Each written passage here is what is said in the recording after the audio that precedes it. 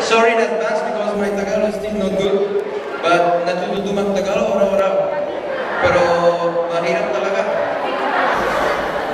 Salamat sa iyo, imbitasyon. Kami ay narito upang magbigay inspirasyon sa iyong sa larangan ng palakasan.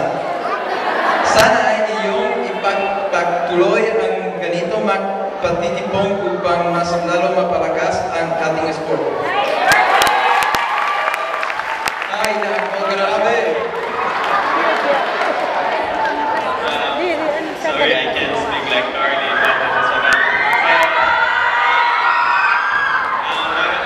magandang hapon sa inyong lahat, and thank you so much for having us here, especially to STFT School for inviting us and having us here. You're special, of course, your sport fest, and please join us for the run tomorrow, and see you guys there tomorrow. Thank you so much. Thank you.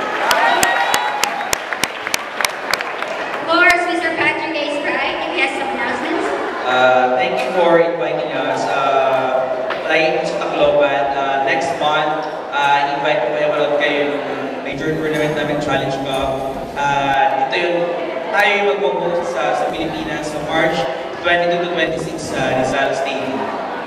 Okay, thank you very much. Okay, let's give them again a big hand for their effort to say something.